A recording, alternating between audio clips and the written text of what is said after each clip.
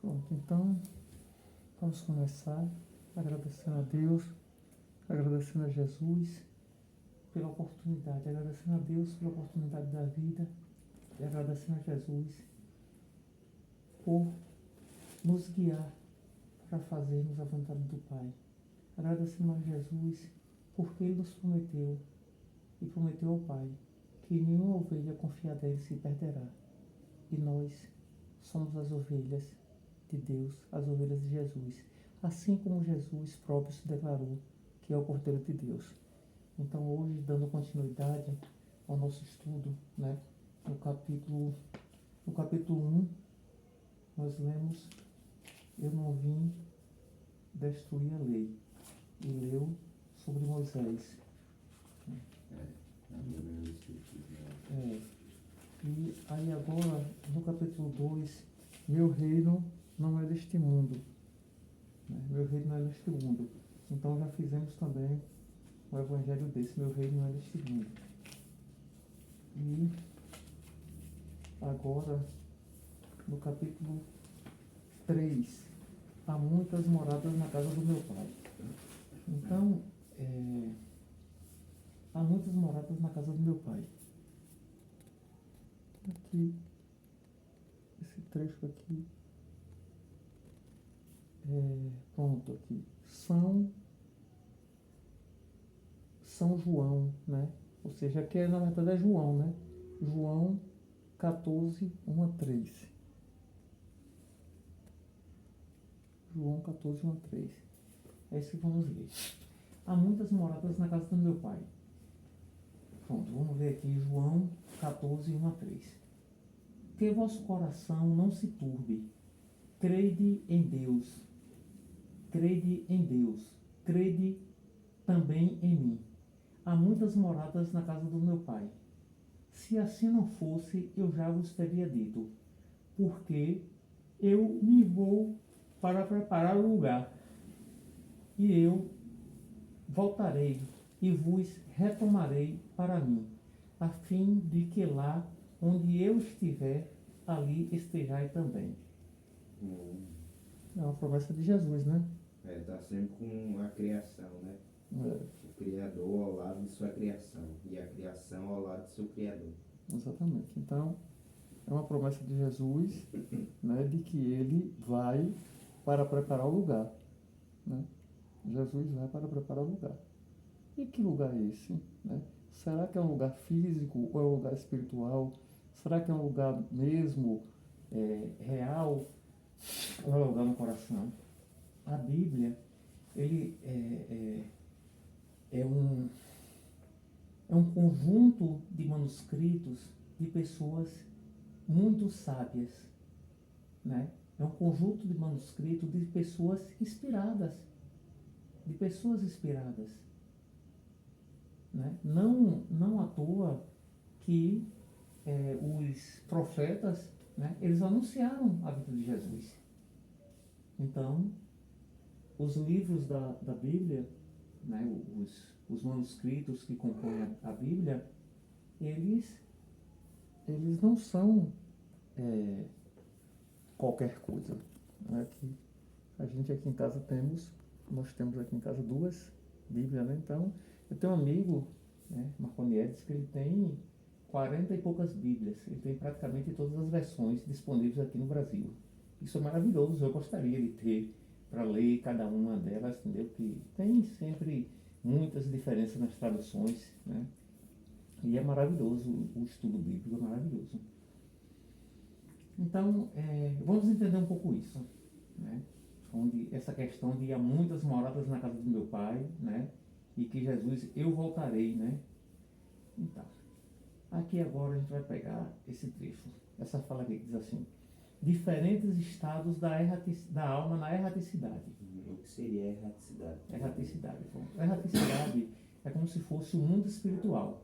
Né? É um momento. É um momento. Né? É o mundo espiritual. É um espaço de tempo que a alma passa no mundo espiritual. É erraticidade. Né? Para a doutrina espírita, erraticidade é o espaço, é o tempo compreendido entre uma encarnação e outra, para a doutrina espírita. Mas para outras denominações cristãs, né, que não são a doutrina espírita, a erraticidade é é o local onde vivem os espíritos, né? Então seria isso. Então, vamos lá. A casa do Pai é o universo. Isso é lógico para a gente hoje. Talvez, se você falar para meu pai que a casa do Pai é o universo, eu acho que meu pai entende. Apesar de meu pai não ter essa leitura, esse estudo todo formal, mas meu pai compreende. Se eu falar a casa do Pai é o universo. Se eu falar para meu pai a casa do Pai, né, de Deus, né, é o universo, meu pai vai pensar em quê? No céu e nas estrelas. Eu tenho certeza que ele compreende isso. Mas nem todos compreendem isso. Nem todas as pessoas mais velhas, né, compreendem isso. Né?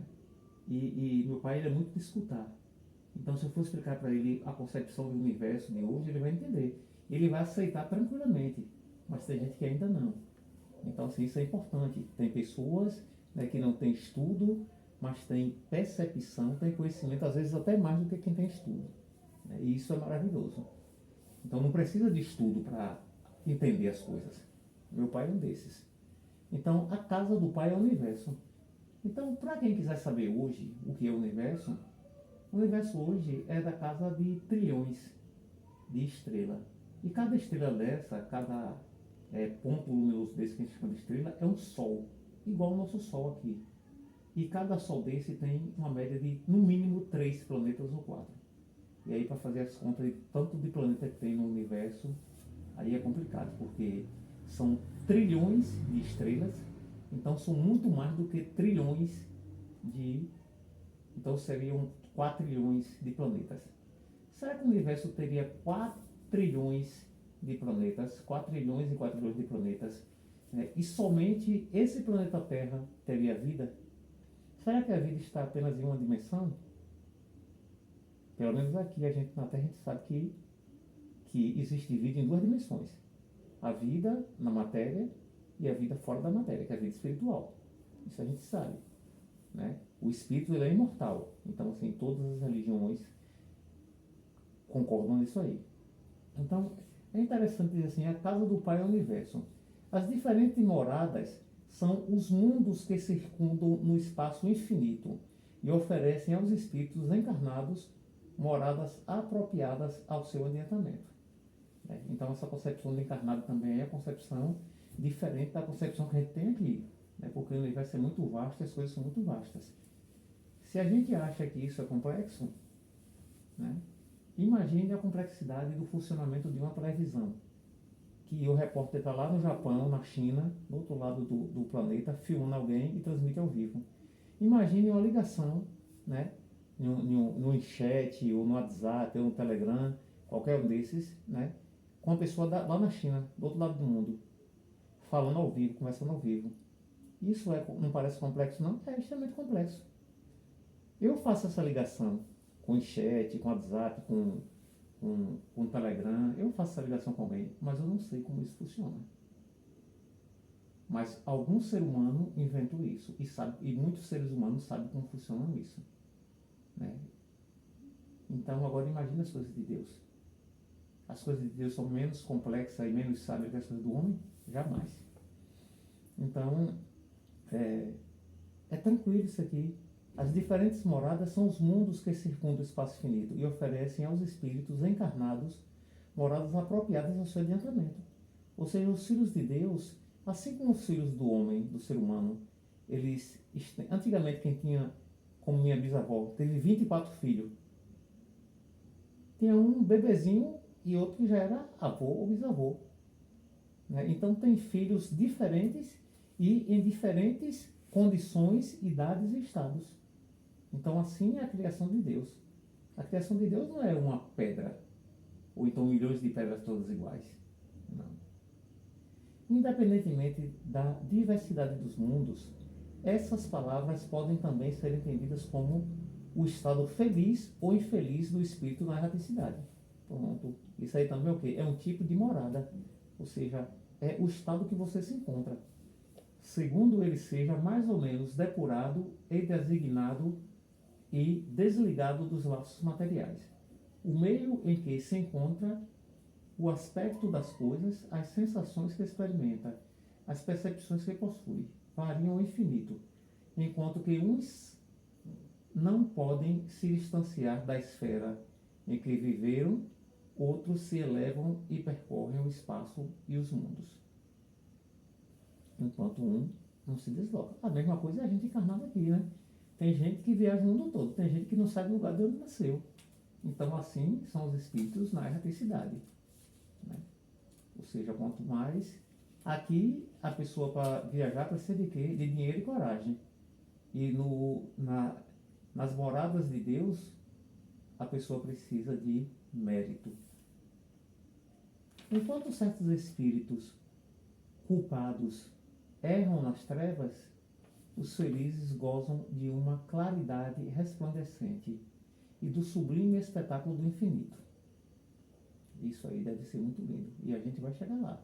Porque os filhos de Deus são feitos para evoluir, não é isso, meu filho?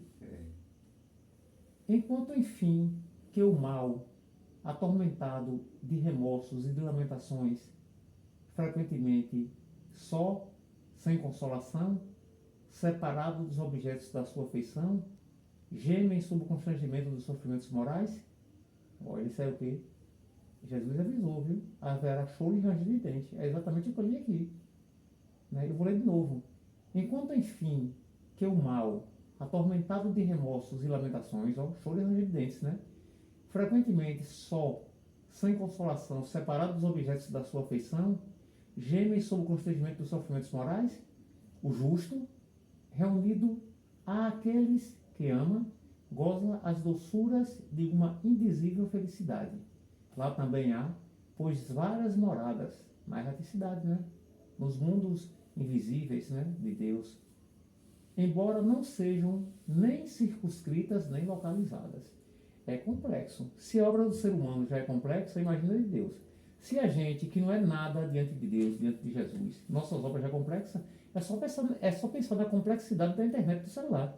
Será que cada um de nós que está ouvindo esse evangelho agora, esse evangelho de Jesus, será que cada um de nós que usa celular, usa televisão, a gente sabe fabricar uma televisão e fabricar um celular? Será que sabe? Será que entende todos os processos? Claro que não. Eu não tenho a mínima noção. Eu gostaria muito de estudar informática, eletrônica, eletricidade, a ponto de eu fabricar uma televisão. Eu não digo aqui de você comprar as pecinhas e montar, não. Isso aí qualquer um que tenha um pouco de coragem e inteligência pode fazer. Eu digo é entender e saber fabricar, entender a fabricação de cada peça. Não é comprar peça e montar, não. Hoje em dia na China você compra tudo e monta. Lá na China tem lugares que você chega em uma feira, né, uma feira de eletrônicos, e você compra as pecinhas e monta qualquer celular complexo, moderno. Não é isso não. Eu digo entender cada transistor, cada peça eletrônica, como funciona, por que funciona, de qual elemento químico é feito, quais os princípios. Eu digo é isso.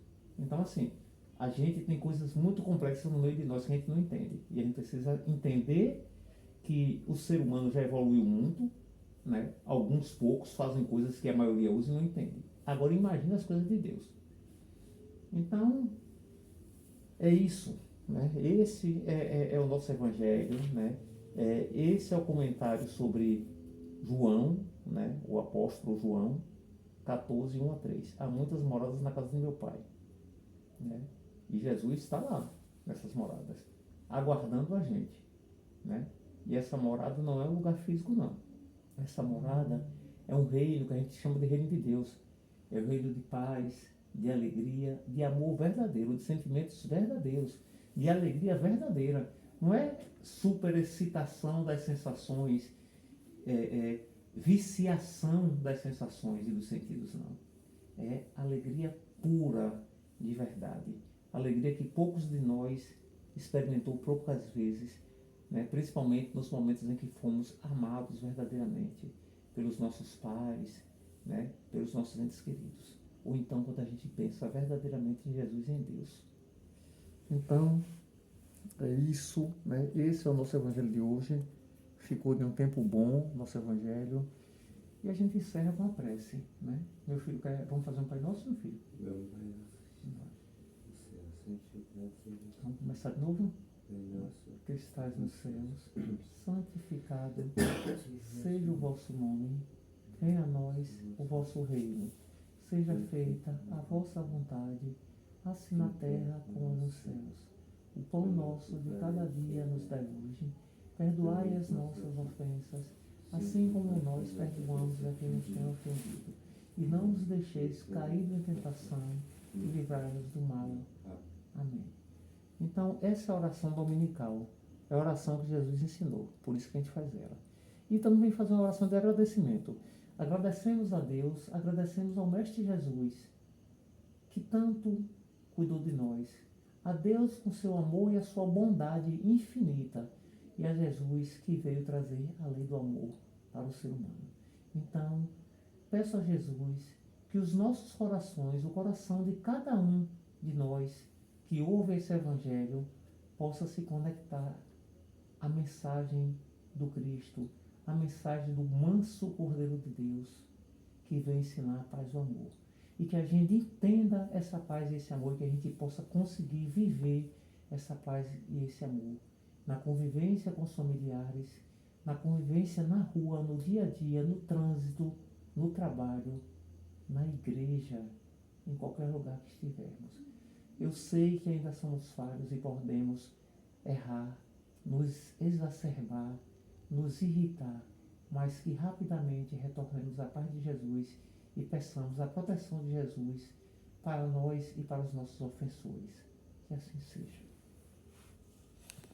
Valeu, meu filho. Valeu.